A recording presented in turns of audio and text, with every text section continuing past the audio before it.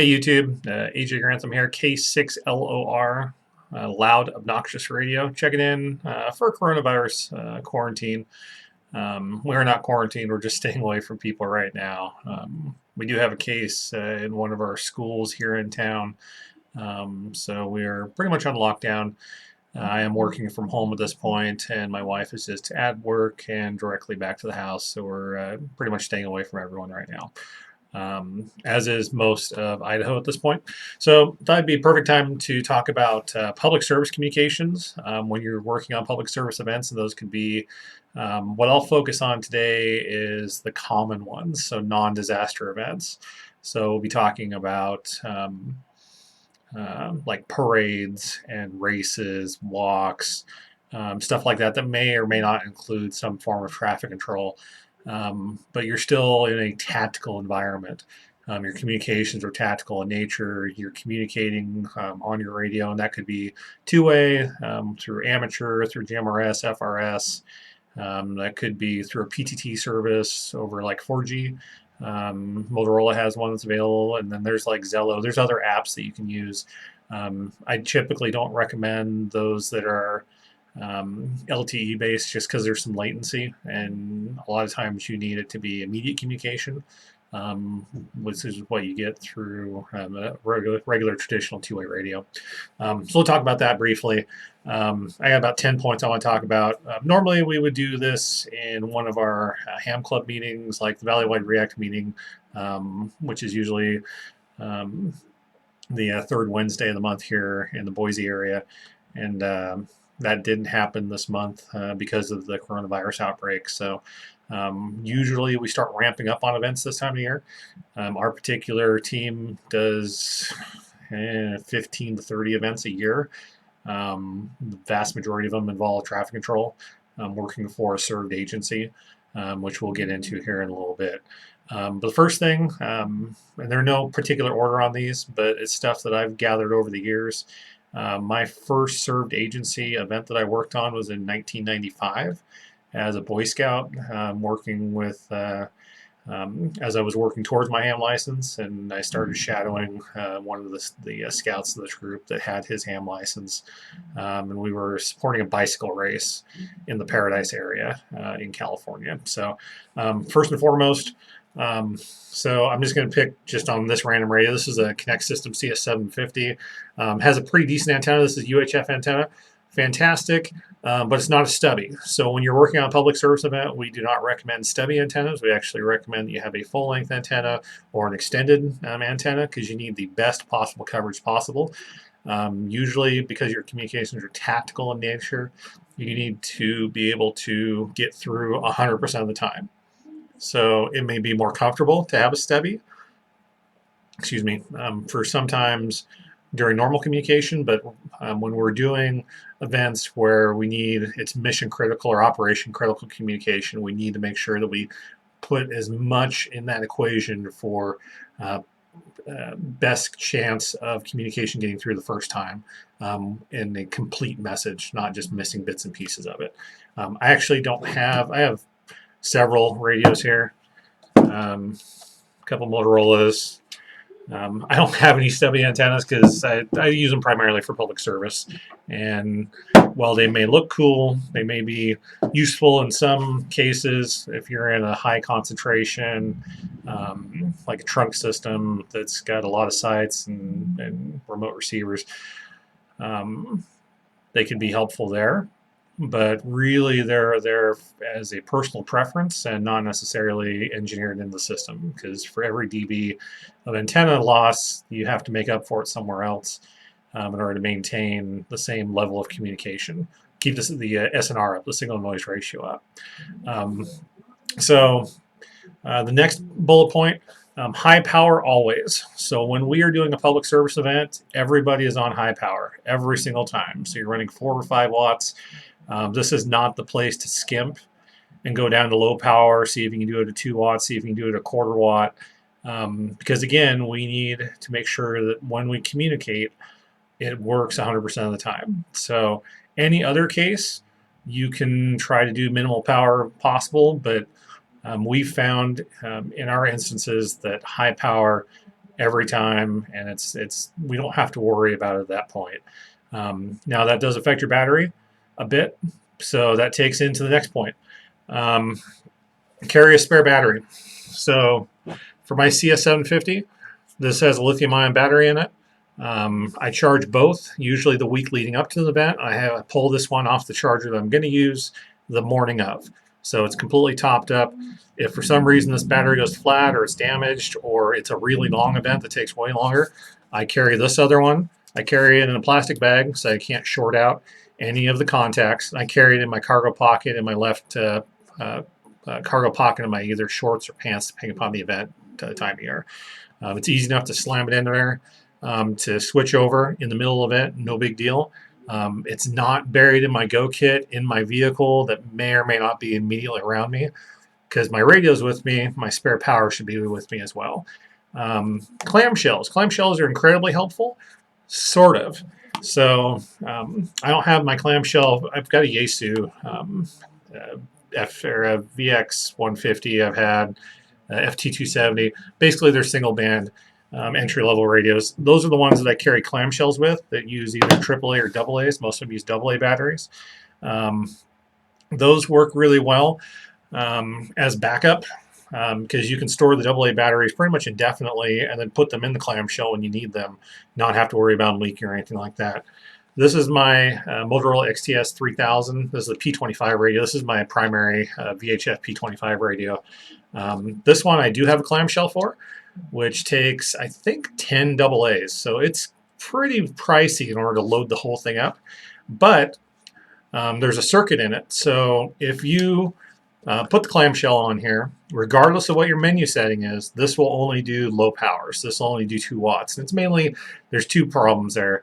It's the capacity and the battery life of the AA array that you put on it. So I carry the clamshell with me and the AA's just in case, but I also carry spare rechargeable batteries with it, which gets me full power and gets me the better lifespan out of it. But yeah, carry your power with you. Descents.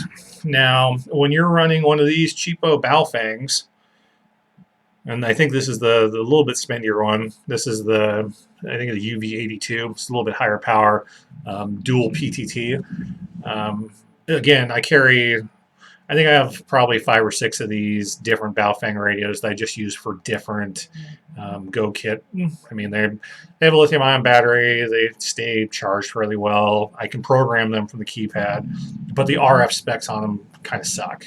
So they're really not very selective. So they can be overloaded pretty easily by nearby transmitters. By walking past a refrigerator, they're not particularly selective compared to my Motorola's or even the Japanese radios. So desense is a thing.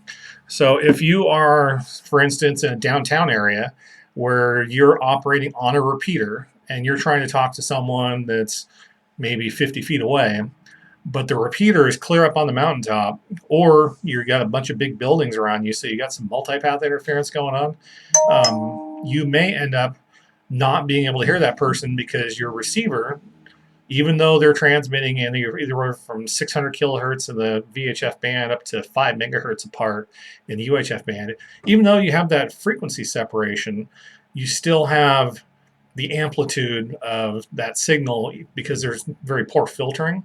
It'll basically mute their radio until you're done keying up. So very, very easy to see. Just stand 10 or 15 feet apart from someone, both be on the same channel, and key up, and likely they won't be able to hear you talking on the repeater until you unkey. They'll hear the courtesy tone at the same time you'll hear it. And it's just because you're causing desense to their receiver because it's just not selective enough. Now, in repeaters, we get past that because we're doing the same thing up at a repeater site. We have a receiver that's listening on the input frequency, and we have a transmitter. And the transmitter is usually much, much, much higher power compared to the receiver selectivity threshold of the receiver.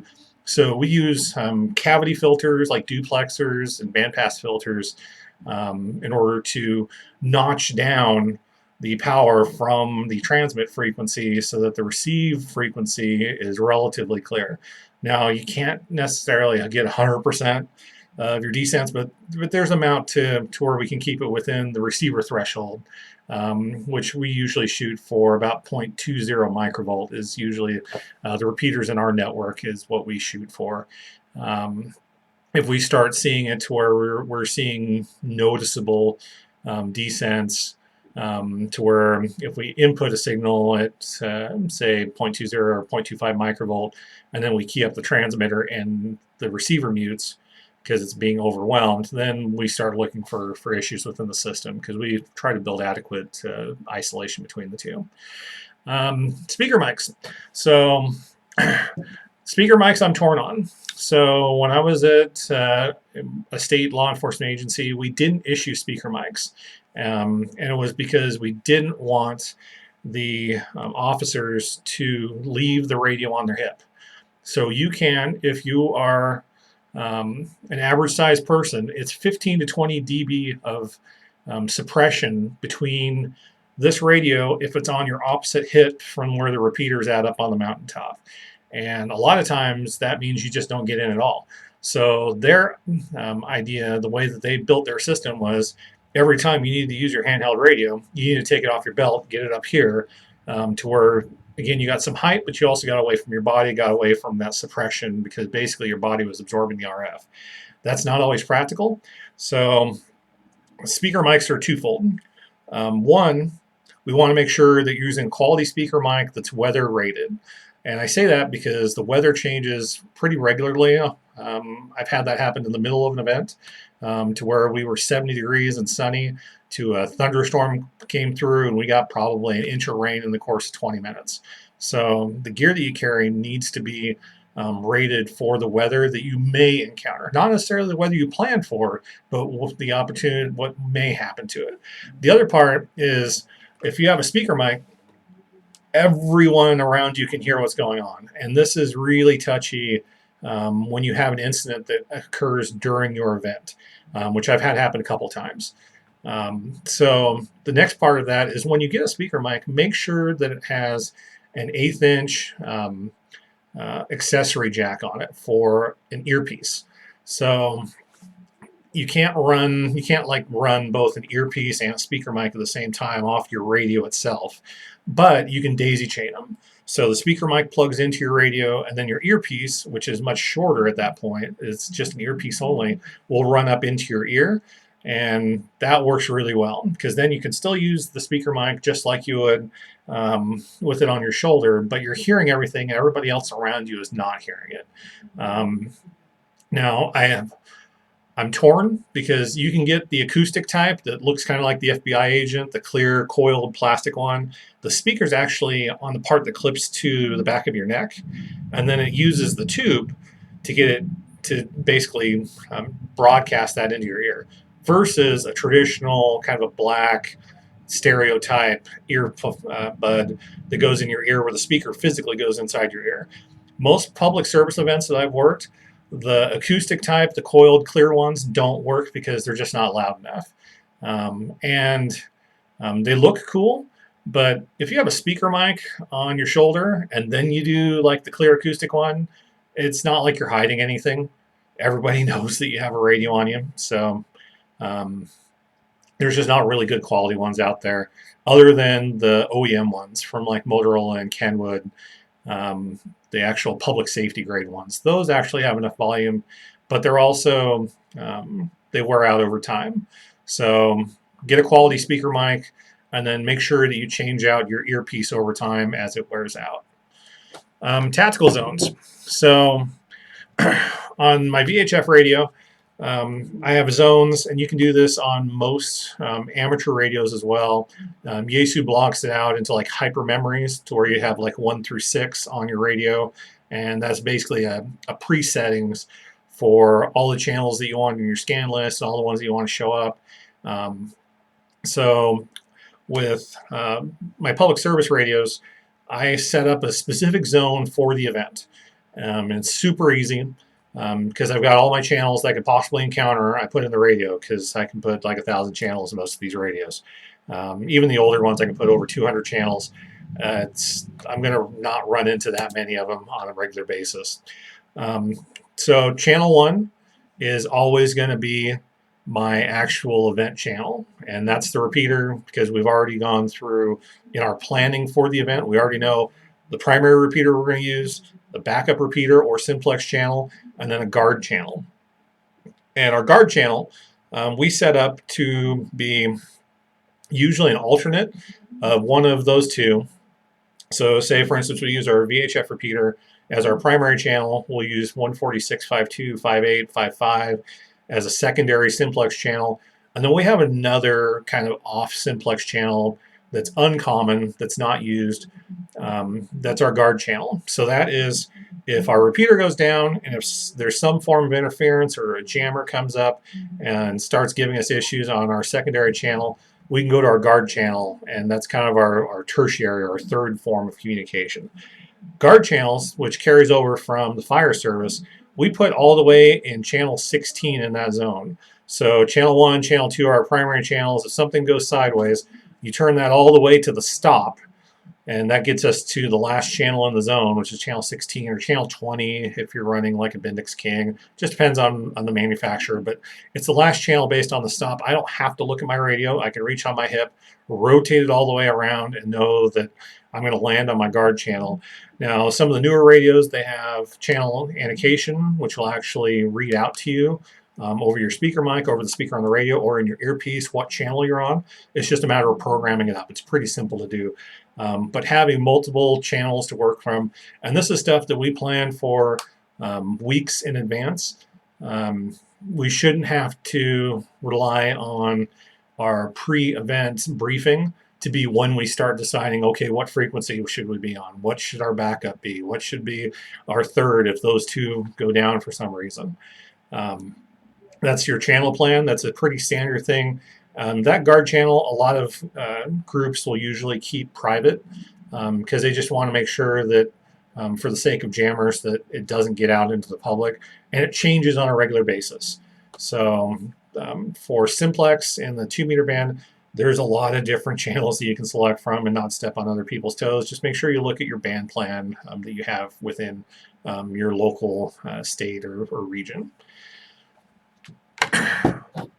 Closures and when to open up. I know this is kind of out of order, but when you're working on a parade or what have you, and you're closing an intersection, so you've got your vehicle and your cones out, the police or the sheriff has set you up there, you're not allowing any traffic through except for emergency vehicles, and the parade ends and you see the last vehicle go down and it passes your block, that is not the time to ask net control, hey, can I open up my intersection? So there's two things you need to wait for. One is law enforcement to come up and say, hey, it's okay to open it up now. The second one is net control to allow you to clear. So those two things, because the problem is a lot of events, you might have 15 or 20 intersections that are being held. And as that cascades, that'll basically tie up your communication channel with net control, who, again, they're getting direction from the served agency. They're not asking. They're being told when it's okay to open these intersections up. And those intersections, it's not the end of the world if they stay open an extra couple minutes or stay closed an extra couple minutes. Because, again, you've got foot traffic. As the parade passes your area, you're going to have foot traffic coming back through your area, going back to their cars to leave the area. So rather than open it up and create a big traffic mess immediately and have a bunch of cars get onto the parade route immediately behind the last float or what have you on them, just chill. I know it's really hard. I know you've been probably standing out there for an hour or two. You've been out, for 3 or 4 hours now, but this is the time where your patience will be rewarded. So allow net control to do their job, to be the liaison with law enforcement. Allow law enforcement to come around and have them make that decision. Because, again, we're there to serve the public, but really we're there to serve the agency, who's there to keep the public safe. Served agency relationship, it's super simple. We're there to serve them. And it's a lot of these events couldn't happen if we weren't there as volunteers, because they would have to ramp up with additional officers for overtime. That overtime has to get paid for somehow, and it's usually the bill that goes to the event. And most events work on a shoestring budget. So make sure that, again, we're there to serve the served agency, we're there to serve the public, but most importantly, um, we're there to serve the agency. So it may seem difficult. We want to jump the gun on some things, but really just chill. We're there as volunteers, and it's you're just doing a good job, and you're doing good public service, and it's important to maintain that. So the last item I want to talk about is lights on your vehicle and colors, and this varies depending upon where you're at. In Idaho, we run amber lights, almost amber and white, really, exclusively for volunteers when they're doing public safety or public service communication type of stuff. So first and foremost, amber, amber, amber. The warning color, it indicates that it basically gets people's awareness of what's going on. Some people want to mix it up with red to the rear or white to the front. Stick to amber, stick to full intensity lights. You may not be able to necessarily afford new, but you can probably afford used quality from the big three. So that's Sound Off Signal, Whalen, or Federal Signal. You can probably find deals from some of the other vendors. Phoenix is one of them. That's not horrible, but stay away from STL. Stay away from Extreme Tactical Dynamics.